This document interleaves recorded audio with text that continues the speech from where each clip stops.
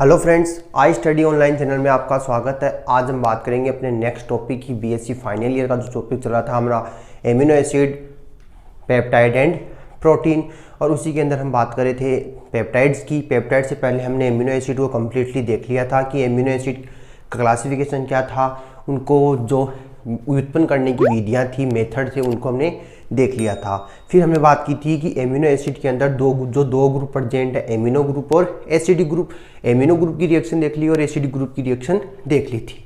फिर हम बात कर रहे थे पेप्टाइड की। पेप्टाइड कैसे बना? पेप्टाइड बना एमिनो एसिड के जुड़ने से।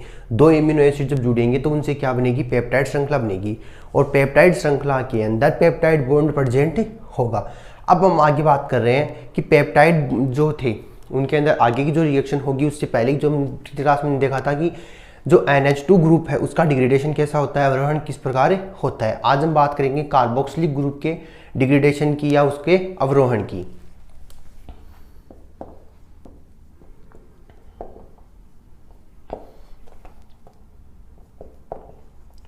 Amino acid, peptide and protein, ये हमारा चैप्टर था। इसके अंदर हमने देख लिया था कि NH2 ग्रुप किस प्रकार से डिग्रेडेशन हो रहा है। आज हम बात करेंगे कि कार्बोक्सिलिक जो ग्रुप है या COOH ग्रुप है, COOH ग्रुप का अवरोहण, कहने का मतलब ये किस प्रकार डिग्रेडेशन हो रहा है, डिग्रेडेड हो रहा है। तो इसके लिए भी हम क्या देखेंगे? कुछ रिएक्शंस देखेंगे, कुछ मेथड देखेंगे, जिससे इसका जो ये ग्रुप है एमिनो एसिडिक ग्रुप है या कार्बोक्सिलिक ग्रुप है वो किस प्रकार टूटेगा या किस प्रकार रिएक्शन देगा। तो इसके लिए सबसे पहले हम बात करेंगे रिएक्शन नंबर 1, सल्क एंड कुम्फ विधि। सल्क एंड कुम्फ विधि कहने का मतलब इस रिएक्शन के अंदर जो भी ग्रुप टूटेगा या जो भी चेंजेज आएगा वो कहाँ आएगा? इस एसिड ग्रुप में या कार्बोक्सिलिक ग्रुप में ही होगा। ठीक है, रिएक्शन हमारी है सल्क एंड कुम्फ विधि। ये भी जानते हैं कि पेप्टाइड हम पढ़ रहे हैं, तो पेप्टाइड किससे मिलकर बने होंगे? इन एमिनो एसिड से। तो सबसे पहले हम क्या करेंगे? एमिनो एसिड की कोई श्रृंखला लेंगे। एमिनो एसिड की कोई श्रृंखला लेंगे या एमिनो एसिड को हम क्या कराएंगे? रिएक्शन कराएंगे। तो इसके लिए NH2 CH CO NH CH CO NH CH CO NH। देखिए यह क्या है? पेप्टाइड बॉन्ड है। पेप्टाइड बॉन्ड से पहले हमारा एल्किल ग्रुप, फिर से यहाँ peptide bond R double dash, और यहाँ भी peptide bond R triple dash. R triple dash के बाद आगे हम बात कर लेते हैं हमारे पास क्या है? ये एसिडिक ग्रुप बन गया। तो कहने का मतलब ये क्या है? एक पेप्टाइड श्रृंखला है जिसके अंदर क्या है? 1 2 3 तीन क्या है? एमिनो एसिड जुड़े हुए हैं। तीन क्या है? Amino acid. अब आगे हम बात करेंगे, सबसे पहले इसका करवाएंगे C6H5COCl, बेंजीलीकरण करवाएंगे या बेंजीन जो है उसके साथ इसकी रिएक्शन करवा देंगे। तो सबसे पहले हम बात करें कि सल्क और कुम्फ विधि के अंदर बेंजीलीकरण करवाते हैं तो वो कहाँ होगा? एमिनो सिरे में होगा। एमिनो सिरे का मतलब जो ये बेंजीन रिंग है वो कहाँ अटैक करेगी? इस NH2 पे अटैक करेगी। NH2 पे अटैक करेगी तो यहाँ का एक हाइड्रोजन हटेगा और इसका एक क्लोरीन, तो यह निकालेगा HCl लेके बाहर निकल जाएगा। जो बचेगा, अब वहाँ से हमारे पास क्या बचा है? C6H5CO, Cl निकल चुका, यहाँ से हाइड्रोजन निकल चुका, तो NH CH CONH, तो यहाँ क्या आ जाएगा? R dash. सेकेंड की हम बात करें, अब तक हमने यहाँ तक लिखा CONH तक, second CH R double dash CONH CH R triple dash and COOH। ये हो गया। कहने का मतलब जो कार्बोक्सिलिक जो बेंजीलिकेशन है, बेंजीलीकरण जो करवाया उसके अंदर हमने जो C6H5CO लिया, जो क्लोरीन आयन था वो इस एमिनो ग्रुप के हाइड्रोजन के साथ बाहर निकल गया। जो बाकी प्रोडक्ट था वो क्या कर गया? इस एमिनो ग्रुप के साथ ऐड हो गया। यहाँ तक हमारा प्रोडक्ट बन गया। अब हमें क्या करवाना है इसका? अब हम क्या करवाएंगे कि एमिनो एसिड के हमारे पास क्या हो जाए, या जो थायो हाइड्रोजन करवाएं, इसी का क्या करवा दें, थायोहाइड्रेशन करवा दें, या फिर NH4NCS,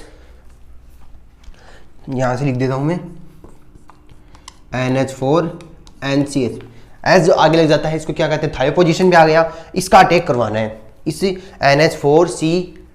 NH4NCS का अटैक करवाएंगे तो ये अटैक कहाँ करेगा, हमें देखना है सल्क और कुम्फ विधि या फिर एसिडी ग्रुप। तो ये अटैक करेगा इस एसिडी ग्रुप पे, एसिडी ग्रुप पे अटैक करेगा।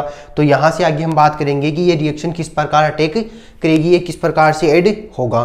तो यहाँ देखिए जो सिंपली हमें ऐड क्या करना है, लास्ट में ऐड यहाँ करना है। तो यहाँ से मैं क्या कह सकता हूँ कि हमें इसका अटैक करवाएंगे तो C6H5 CO NH CH R dash CO NH CH R double dash CO NH CH R triple dash. अब देखिए यहाँ पे हमारा एसिडिक ग्रुप है, तो मैं क्या कह सकता हूँ कि ऐसे ही जो एमिनो ग्रुप है वो और भी ज़्यादा होंगे यहाँ पे। तो अगर मैं यहाँ CONH लेता हूँ इस एसिडिक ग्रुप की जगह, तो मैं क्या लिख सकता हूँ CONH। अब हमें अटैक किसका करवाना है, इस NH4NCS का। NH4NCS का इसके पास अटैक करवाऊँ तो यहाँ हमारे पास क्या बच जाएगा, NH4NCS का अटैक करवाऊँ, या फिर मैं इसी में जो एसिडिक ग्रुप है, जो हमारे पास एसिडिक ग्रुप है, मैं यहाँ इसका अटैक करवा देता हूँ तो हमारे पास क्या बच जाएगा,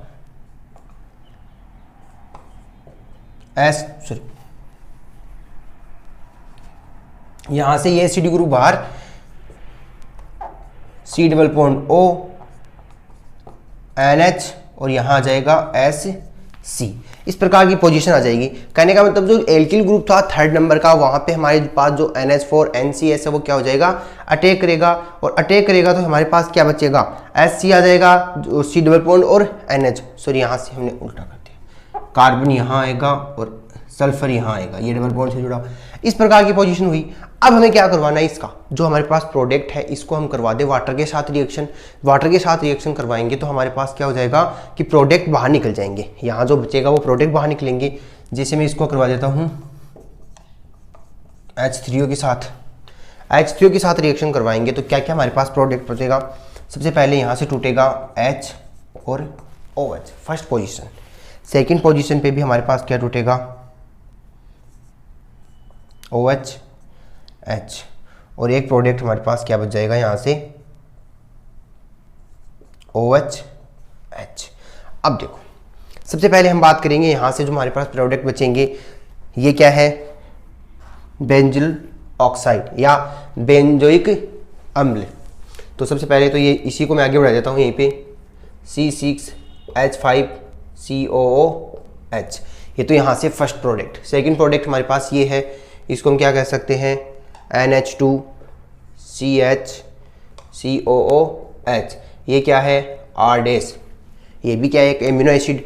सेकंड प्रोडक्ट। थर्ड प्रोडक्ट की हम बात करें यहाँ से तो वही NH2CH R double dash COOH, third product. Fourth product हमारे पास क्या बचा, NH2CH R ट्रिपल डैश, यहाँ हम बात करें C double bond S NH C double bond O, और ये का ये कार्बन से जुड़ा हुआ। अब यहाँ से वैलेंसी बात कर ले कार्बन की तो 1 2 3 4, यहाँ वैलेंसी कंप्लीट है, 1 2 3 और ये 4 कंप्लीट है। यहाँ भी कार्बन की वैलेंसी कंप्लीट है, अमोनिया की वैलेंसी कंप्लीट है। तो इस प्रकार से हमारे पास क्या आ गए, एक बेंजोइक एसिड प्राप्त हो गया, दो हमारे पास क्या आ गई, एमिनो एसिड की श्रृंखला प्राप्त हुई है, एमिनो एसिड ग्रुप प्रेजेंट हो गए। यहाँ क्या है, R1 या R2 हम सब बोल सकते हैं, R डैश और R डबल डैश है। इसका मतलब जो एल्किल जो ग्रुप थे, दोनों के पास जो एल्किल ग्रुप है वो क्या है, डिफरेंट डिफरेंट है, या अलग अलग ग्रुप लिए गए। मान सकते हैं हम वहाँ पे एथिल मेथिल जो प्रोपिल है उनमें क्या है, कार्बन के अकॉर्डिंग अलग है। जैसे मान लो यहाँ मेथिल है, यहाँ एथिल है, यहाँ प्रोपिल है, तो तीनों एल्किल ग्रुप की जगह क्या है, या तीनों R की जगह हम क्या कर सकते हैं, एल्किल ग्रुप ले सकते हैं। अब अगर मैं यहाँ से हटाऊँ तो CH3 लिख सकता हूँ, C2H5 लिख सकता हूँ, यहाँ प्रोपिल लिख सकता हूँ, तो वो के वो प्रोडक्ट हमारे पास वहाँ प्राप्त हो जाएंगे, वो के वो प्रोडक्ट हमारे पास वहाँ प्राप्त हो जाएंगे। तो आगे हमें बात करनी है कि जो भी हमारे पास प्रोडक्ट बचेगा, जो भी हमारे पास प्रोडक्ट बच रहा है उसको हम क्या कह सकते हैं कि सल्क और कुम्फ विधि में, सल्क और कुंफ विधि में जो एसिडिक जो ग्रुप था उसका हमने क्या करवाया है, पहले बेंजिलीकरण करवाया। बेंजिलीकरण करवाया तो वो हमेशा ये बेंजिलीकरण कहाँ होगा, एमिनो ग्रुप पर, एमिनो सिरे पे। तो एमिनो सिरे में हमने क्या निकाला, हाइड्रोजन को बाहर निकाला, और हाइड्रोजन जब बाहर निकलेगा तो ये क्या करेगा, उस बेंजिलीकरण में क्लोरीन आयन को बाहर निकाल देगा। तो जैसे ही वो HCl को बाहर निकलेगा तो जो प्रोडक्ट हमारे पास बचा वो यहाँ एमिनो ग्रुप पे आके अटैक करेगा, यहाँ जुड़ जाएगा। अब हमारे पास जब इसको जोड़ा गया तो ये श्रृंखला आई। अब हमने क्या करवाया, इसी श्रृंखला का NH4N थायो हाइड्रोनेशन करवाया। थायो हाइड्रोनेशन करवाया तो हमारे पास जो प्रोडक्ट बचा उसकी हम बात करें कि क्या बच गया आगे। जैसे ये CH और COOH था तो इसको हम क्या कह सकते हैं कि हमारा प्रोडक्ट आगे एसिडिक चलता रहेगा, ये श्रृंखला खाली है तो ये मतलब आगे बॉन्डिंग होती रहेगी। जैसे ये बॉन्डिंग आगे होती रहेगी, या फिर सिंपली हम बात यहाँ से हम बोल देंगे इसको गर्म कर लिया तो CO2 बाहर निकल गई। अब देखो जैसे ही वो वहाँ से मॉलिक्यूल अटैक करेगा तो हमने क्या करवाया, थायो हाइड्रोनेशन करवा दिया। थायो हाइड्रोनेशन करवाया तो यहाँ से क्या बच गया, हमारे पास जो प्रोडक्ट बचा है वो H2 की रिएक्शन का, तो यहाँ पे बेंजोइक एसिड में प्राप्त हुआ, ये एमिनो एसिड और ये प्रोडक्ट बचा। यहाँ से मैं क्या कह सकता हूँ कि इसके साथ में NH2 की रिएक्शन है, NH4 था तो यहाँ से ये हाइड्रोजन क्या कर लेगा, इस OH को लेके बाहर चला जाएगा और ये CO हमारे पास प्राप्त हो जाएगा। हाइड्रोजन जब बाहर निकलेगा तो ये प्रोडक्ट जो था वो नीचे OH, जो यहाँ से OH बाहर निकला तो ये CO यहाँ आ गया, और यहाँ से NH2 जो था वो हाइड्रोजन लेगा तो NH2 में, और CH हमारे पास प्रोडक्ट के रूप में प्राप्त हो गया। इस प्रकार हमने क्या बनाई है, सल्क और कुंफ विधि बना ली। अब हम बात करेंगे नेक्स्ट ग्रुप की या नेक्स्ट एमिनो एसिड ग्रुप की, जिसके अंदर हम क्या करेंगे, नेक्स्ट रिएक्शन करवाएंगे। मैं नेक्स्ट रिएक्शन हम आगे की जो रिएक्शन होगी वो होगी अपचयन। इस एमिनो ग्रुप अवरोहण के अंदर ही बात कर रहे हैं अपचयन की, या रिडक्शन किस प्रकार होता है। और रिडक्शन करवाने के लिए हम जानते हैं वही हम क्या लेंगे, एमिनो एसिड लेंगे, क्योंकि पेप्टाइड पढ़ रहे हैं और पेप्टाइड के अंदर क्या लेंगे, एमिनो एसिड की रिएक्शन करवाएंगे। एमिनो एसिड के अंदर क्या करवाएंगे, या एमिनो एसिड की रिएक्शन करवाएंगे। एमिनो एसिड में करवा देंगे अपचयन, रिडक्शन करवाएंगे तो हमारे पास क्या आ जाएगा, पेप्टाइड प्राप्त हो जाएगा, या पेप्टाइड श्रृंखला प्राप्त हो जाएगी। देखिए एमिनो ग्रुप अवरोहण में सेकंड विधि जो हम पढ़ रहे हैं वो है अपचयन। ठीक है, अपचयन करवा रहे हैं तो किसका करवाएंगे, इस पेप्टाइड का। तो सबसे पहले हम क्या लेंगे, वही NH2CONH, यहाँ पे R dash, second R double dash CONH, CH R triple dash COOH।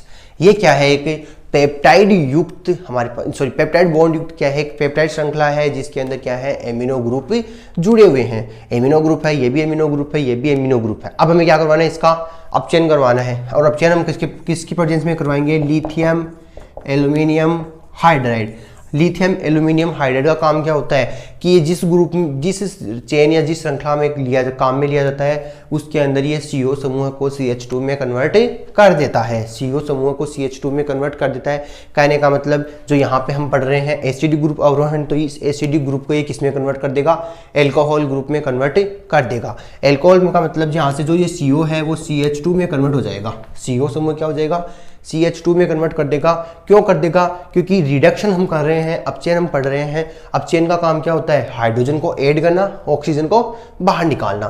तो ये इस ऑक्सीजन को बाहर निकाल के हाइड्रोजन को ऐड कर देगा। जैसे ही हाइड्रोजन ऐड होगा CO समूह CH2 में कन्वर्ट हो जाएगा, और CH2 और साथ में OH, तो ये क्या कर देगा, एल्कोहल बना देगा। तो हम क्या कह सकते हैं, एसिडिक ग्रुप का अपचयन करवाने पर हमें क्या प्राप्त होता है, एल्कोहल प्राप्त होता है। देखिए जैसे ही हमने उसको रिएक्शन करवाई तो NH2CH का R डैश, CONH CH का R double dash, CONH CH का R ट्रिपल डैश, और आगे हमारे पास जो है वो है CH2OH। क्योंकि अपचयन करवाया है, CO समूह CH2 में कन्वर्ट हो गया। इसको हम क्या कह सकते हैं कि ये एल्कोहल प्राप्त हुआ है। अब आगे मैं बात करूं कि अगर इसका जलपघटन करवा दूं, या वाटर के मॉलिक्यूल से तोड़ के इनको क्या कर लूँ, सारे के सारे जो ये ग्रुप है हमारे पास उनको अलग कर लूँ। जैसे इनको अलग करूँगा तो मान लीजिए मैंने H3O पॉजिटिव से क्या करवाया, इसकी रिएक्शन, तो ये H3O क्या करेगा, सबसे पहले यहाँ H OH के रूप में टूटेगा, यहाँ भी H और OH के रूप में टूटेगा। बाकी जो प्रोडक्ट है ऐसा कैसा, तो यहाँ से हमारे पास क्या बना, NH2CH COOH, तो यहाँ आ गया R डैश। फिर सेकंड आया NH2CH R डबल डैश और COH। और तीसरा जो प्रोडक्ट है वो क्या बना है हमारे पास से, वो है NH2CH का R ट्रिपल डैश CH2OH। तो ये क्या कर रहा है कि पेप्टाइड का अपचयन करवाने पे हमारे पास क्या आता है, एल्कोहल प्राप्त होता है, एल्कोहल प्राप्त होता है। दो हमारे पास क्या आ गए, एमिनो एसिड।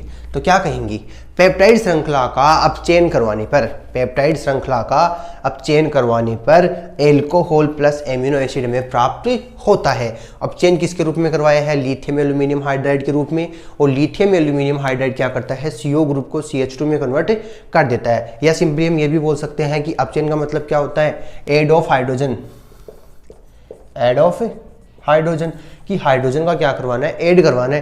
तो हाइड्रोजन का ऐड करवाया तो यहाँ से ऑक्सीजन क्या हो गई, रिमूव हो गई, और ऑक्सीजन निकलते ही ये CH2 में कन्वर्ट हो गया, और CH2 से कन्वर्ट होते ही हमारे पास क्या आ गई, एल्कोहल आ गई। तो CH जो एसिडिक ग्रुप था उसका अपचयन करवाया तो हमारे पास एल्कोहल ग्रुप आ गया, प्लस साथ में दो क्या आ गए, एमिनो एसिड में प्राप्त हो गए। ये थी सेकेंड रिएक्शन अपचयन की। अब हम बात करेंगे इसकी जो थर्ड रिएक्शन है वो है, उसकी हम चर्चा करेंगे। और थर्ड रिएक्शन की बात करेंगे तो हाइड्रोजनीकरण करवाएंगे। हाइड्रोजनीकरण करवाएंगे, वो करवाएंगे हाइड्रोजीन से।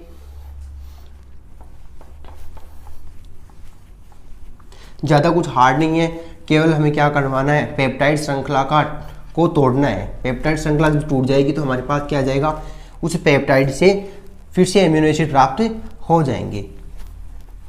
क्योंकि हमने देखा है कि एमिनो एसिड जब जुड़ता है तो पेप्टाइड बनते हैं, और पेप्टाइड श्रृंखलाएं जब जुड़ती है तो प्रोटीन बनता है।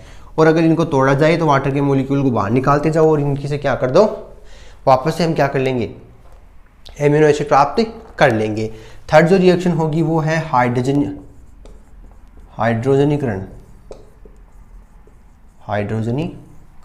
हाइड्रोजनीकरण रिएक्शन करवाएंगे तो ये भी क्या लेंगे हम, वही पेप्टाइड श्रृंखला लेंगे।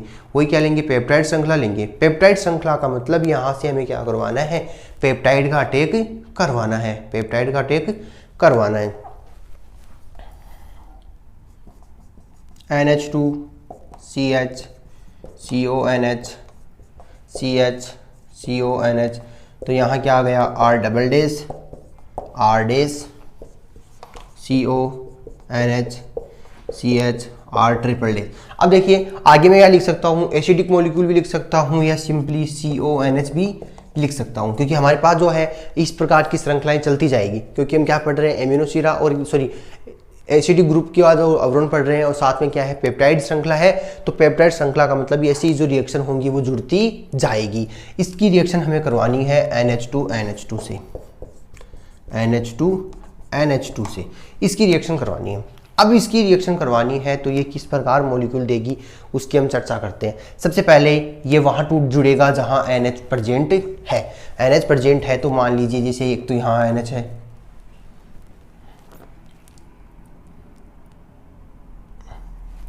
यहाँ ये क्या कर देगा, अटैक कर देगा, अटैक करेगा। मतलब यहाँ जो क्या जुड़ेगा, NH2 जुड़ जाएगा। NH2 यहाँ जुड़ेगा तो हमारे पास कौन सी श्रृंखला बच जाएगी उसकी हम चर्चा करेंगे। या सिंपली मैं बात करूँ आगे, ये प्रोडक्ट आ गया, ये प्रोडक्ट आ गया, तो ये भी आगे जाके क्या करेगी, एसिडिक मॉलिक्यूल बनाएगी। तो मैं यहाँ से सिंपली इसको यहीं लिख देता हूँ OH। तो ये हमारे पास दो एल्किल समूह है। अब देखिए NH2 की रिएक्शन करवा रहे हैं यहाँ, तो NH2CH R dash CONH NH2 ये कंप्लीट हुई। सेकंड हम बात करेंगे कि यहाँ भी हमारे पास क्या है, NH2 है, NH2 है, क्योंकि दो मॉलिक्यूल यहाँ जुड़ गए, एक NH2 यहाँ, तो क्या बोलेंगे NH2 NH R double dash CONH NH2। क्योंकि यहाँ का जो ऑक्सीजन है वो NH2 ऐड होगा, तो यहाँ हमने NH जोड़ दिया। अब बाकी जो हमारे पास प्रोडक्ट बचा है, क्या बचा है यहाँ पे, NH2CH R triple dash COOH। तो ये हमारे पास 2-3 प्रोडक्ट आ गए। तो सिंपली हम बात करेंगे कि यहाँ से हमने क्या करवाया है, इसे हाइड्रोजन के साथ रिएक्शन करवाई और हाइड्रोजन के साथ रिएक्शन करवाई तो हमारे पास क्या आ गया, NH2 और साथ में वही NH2 निकल गया और एक मॉलिक्यूल हमारे क्या आ गया, इसी एमिनो एसिड का प्राप्त हुआ। तो सिंपली हम क्या कहेंगे कि हाइड्रोजन के साथ रिएक्शन करवाई या निर्जलीय जो हाइड्रोजन था जिसके पास वाटर के मॉलिक्यूल नहीं थे उसकी रिएक्शन करवाई, तो जहाँ जहाँ एमिनो ग्रुप था वहाँ इसका क्या करवा दिया हमने, अटैक करवाया। तो NH था तो NH2 जुड़ गया, तो यहाँ पे NH और NH2 ऐड हो गया, एक NH2 इसका, तो ये NH2 यहाँ आ गया। फिर से वो प्रोडक्ट, फिर से वही प्रोडक्ट CO था, NH था और NH2 की रिएक्शन यहाँ करवाई और एक NH2 इसके साथ चला गया, तो NH2 हो गया।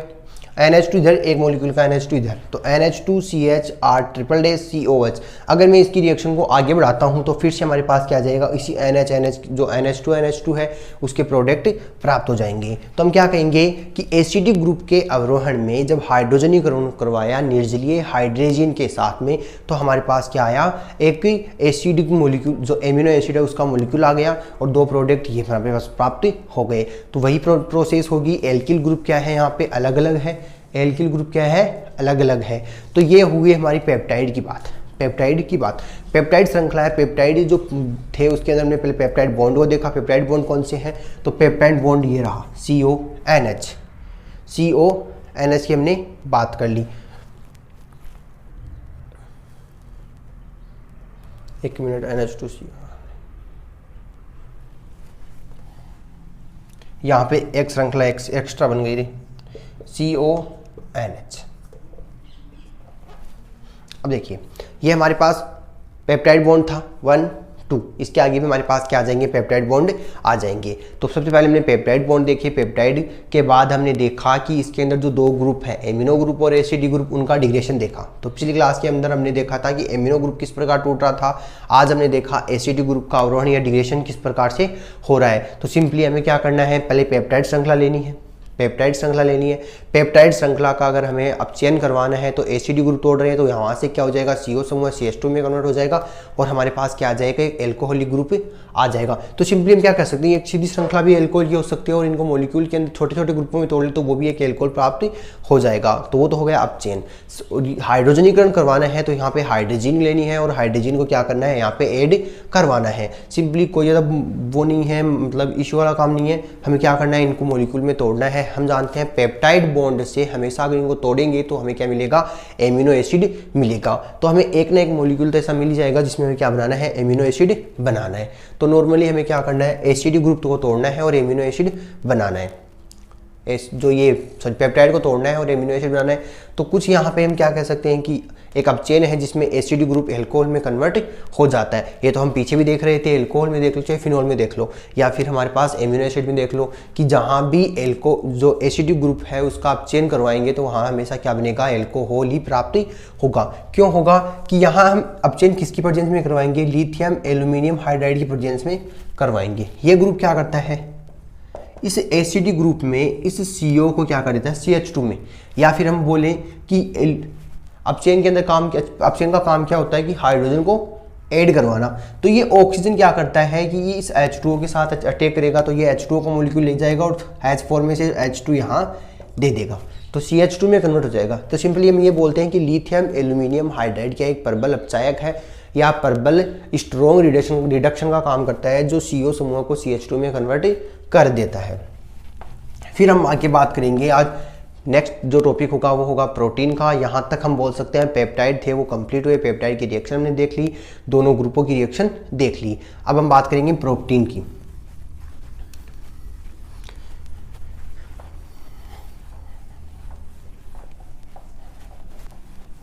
इस जो यूनिट है उसका लास्ट ये टॉपिक है। आप दो टॉपिक हमने कंप्लीट कर लिए, एमिनो एसिड देख लिया, पेप्टाइड देख लिया। अब हम बात करेंगे प्रोटीन की। प्रोटीन की हम बात करें तो प्रोटीन एक ग्रीक भाषा का वर्ड है, ग्रीक भाषा का वर्ड है, या सिंपली इसके कहाँ से लिया गया था, ग्रीक भाषा से लिया गया था। और इसका जिसका अर्थ होता है प्राइमरी, मतलब स्टार्टिंग, जो स्टार्टिंग जहाँ से होती है, स्टार्टिंग जो है वो प्रोटीन है। तो हम क्या कह सकते हैं, कोई भी लिविंग सेल है, कोई भी लिविंग सेल है, कोई भी जीवित कोशिका लिविंग सेल है उसका बेस क्या है, प्रोटीन है। उसका बेस क्या है, आधार क्या है, उसका बेस क्या है, उसका आधार क्या है, ये प्रोटीन है। तो हम क्या कह सकते हैं, किसी भी जीवित कोशिका का आधार क्या है, प्रोटीन है। या हम बोल सकते हैं छोटी से छोटी वो कोशिकाएं या कहीं से भी एक छोटी सी सेल लेते हैं तो उसके अंदर भी क्या प्रेजेंट है, ये प्रोटीन प्रेजेंट है। या प्रोटीन से मिलकर हम क्या कह सकते हैं कि सेल बनी है। ठीक है, आगे हम बात करेंगे जो प्रोटीन है वो किससे मिलकर बनी है, वो तो इसी से बनी है, एमिनो एसिड, पेप्टाइड और प्रोटीन। तो जैसे कि हम जानते हैं एक जो सेल है उसका डीएनए होता है और डीएनए के अंदर भी क्या हो जाती है, प्रोटीन प्रेजेंट होती है। डीएनए के अंदर भी हम क्या कह सकते हैं, प्रोटीन प्रेजेंट होती है। आगे हम बात करें इसके जो नॉर्मल जनरल कैरेक्टर है उनकी, ये तो क्या थी, नॉर्मल है कि प्रोटीन क्या है कि जीवित सेल का बेस है, आधार है। अब हम बात करेंगे इसके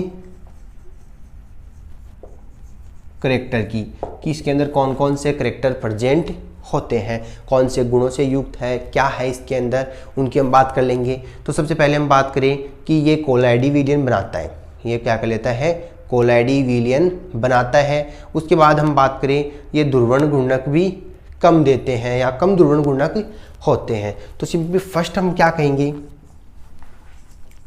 कि ये क्या बनाता है, कोलाइडी विलियन बनाता है, कोलाइडी विलियन बनाता है, कोलाइडी विलियन देता है। सेकंड हम बात करें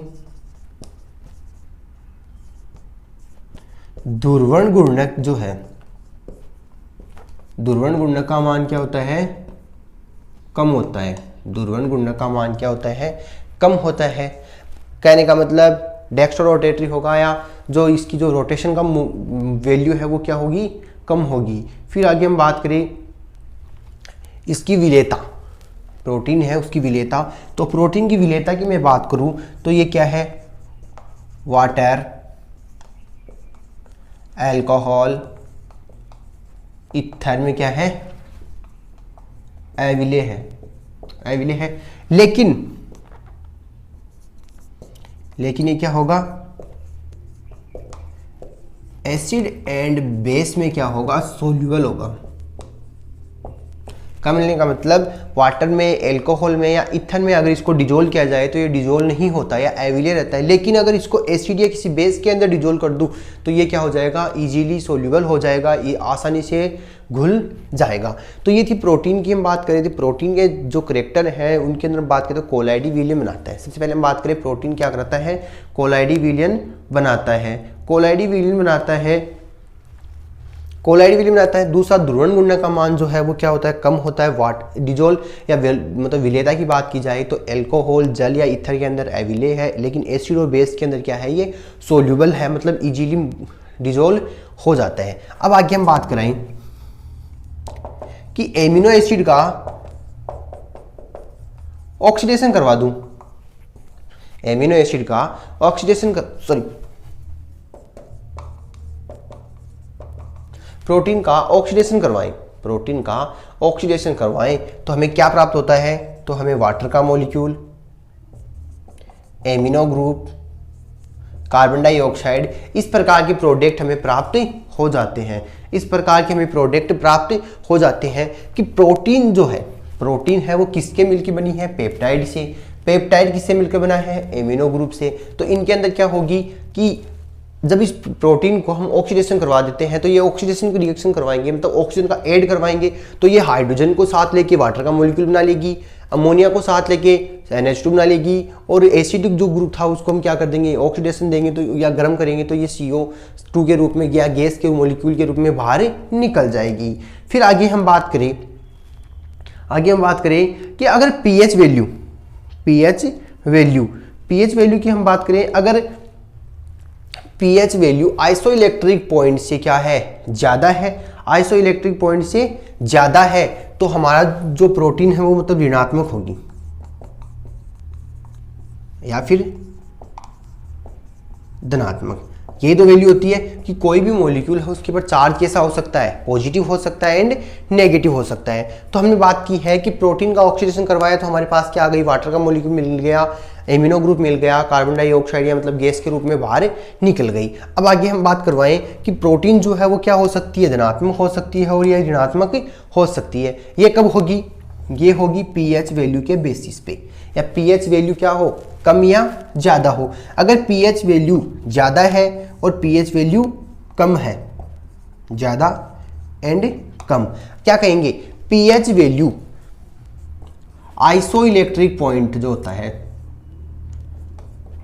पीएच वैल्यू आइसोइलेक्ट्रिक पॉइंट से ज़्यादा है, आइसोइलेक्ट्रिक पॉइंट से ज़्यादा है, तब तो जो प्रोटीन होगी उसकी वैल्यू किस में आएगी, नेगेटिव में। अगर पीएच वैल्यू आइसोइलेक्ट्रिक पॉइंट से कम है तब जो प्रोटीन होगी वो क्या होगी, धनात्मक होगी, प्रोटीन क्या होगी, धनात्मक होगी। या सिंपली हम बात करें पीएच वैल्यू से कम होने पर आइसोइलेक्ट्रिक पॉइंट का मान, sorry pH value isoelectric point से कम होती है तो क्या होगा, धनात्मक, और ज़्यादा होती है तो ऋणात्मक। या प्रोटीन क्या होगी, नेगेटिव बिहेवियर शो करेगी, और ये अगर पीएच वैल्यू कम है तो पॉजिटिव बिहेवियर शो करेगी।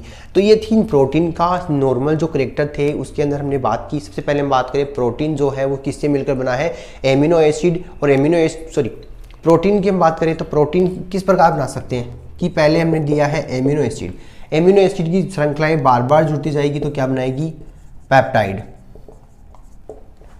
पेप्टाइड, और जिसमें पेप्टाइड से क्या बनेगा, पॉलीपेप्टाइड, और पॉलीपेप्टाइड श्रृंखलाएं बार बार जुड़ने पर यह बन जाएगी प्रोटीन।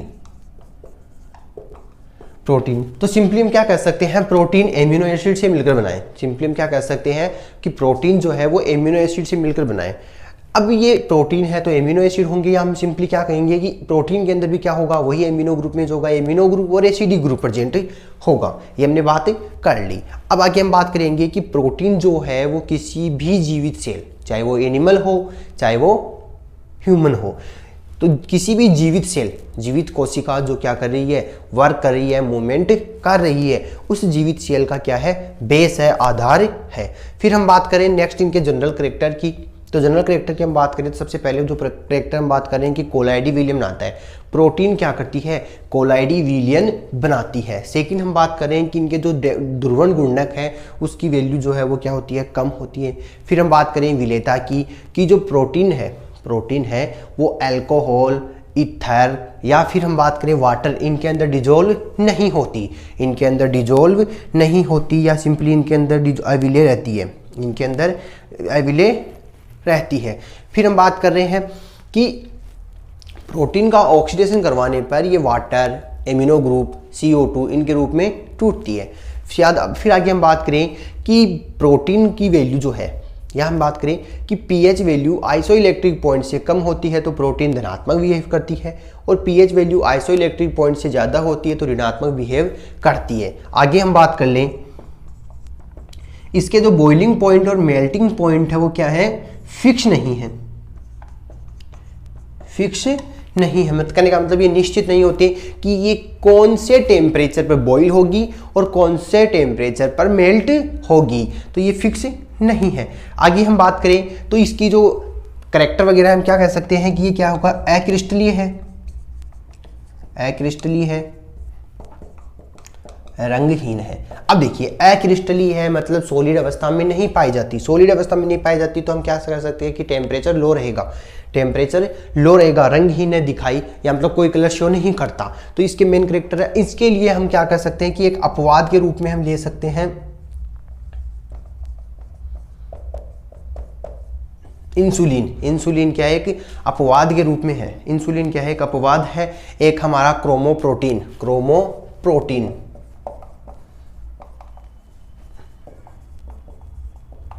ये दो क्या है, अपवाद है, एक्सेप्शन है, ठीक है। देखिए ये प्रोटीन की हम बात कर रहे थे, प्रोटीन के अंदर नॉर्मली हमें क्या देखना है, यहाँ जनरल करेक्टर देखे हैं। जनरल करेक्टर की बात करें तो प्रोटीन के मॉलिक्यूल क्या क्या काम करता है, तो सिंपली हमने बात की प्रोटीन जो है वो कोलाइडी विलियम बनाता है, ध्रुवण गुणक कम होता है, जो मेल्टिंग और बॉइलिंग पॉइंट है वो फिक्स नहीं होते। इनकी विलेयता की हमने बात की तो ये वाटर, एल्कोहल, ईथर के अंदर अविलेय है, ठीक है। फिर आगे हम बात कर रहे हैं कि इनको एसिड और अगर बेस के अंदर डिजोल्व किया जाए तो ये इजीली डिजोल्व हो जाते हैं, क्योंकि एसिड और बेस की बात की जाए तो एमिनो एसिड के अंदर क्या है, एसिडिक ग्रुप और बेसिक ग्रुप दोनों प्रेजेंट है। ये हमारा क्या था, एक एमिनो एसिड था। और एमिनो एसिड के से ही क्या बना है, प्रोटीन मिलकर एमिनो एसिड के जुड़ने से क्या बनती है, प्रोटीन बनती है। तो एमिनो एसिड के अंदर हम क्या कह सकते हैं, एमिनो ग्रुप है और एसिडिक ग्रुप है। ये क्या है, बेसिक नेचर का होता है और ये क्या होता है, एसिडिक नेचर का होता है। तो ये दोनों ग्रुप किस में प्रेजेंट होंगे, प्रोटीन में भी। तो प्रोटीन क्या करती है, एसिड और बेस में इजीली डिजोल्व हो जाती है, जबकि वाटर, एल्कोहल या इथर है इनके अंदर डिजोल्व नहीं होती। तो ये थी हमारी प्रोटीन की बात। यहाँ तक हमारा जो आज का जो लेक्चर है वो कंप्लीट हुआ। इसके बाद हम पढ़ेंगे प्रोटीन की विकृतीकरण या प्रोटीन को हम डैमेज किस प्रकार करते हैं, ये टूटती किस प्रकार है, कौन से मॉलिक्यूल में टूटती है, वो पढ़ेंगे हम नेक्स्ट क्लास के अंदर। वीडियो पसंद आए तो लाइक एंड शेयर जरूर करना, चैनल पे नए हो तो चैनल को सब्सक्राइब करना ताकि आने वाली वीडियो का नोटिफिकेशन आपको मिलता रहे। धन्यवाद।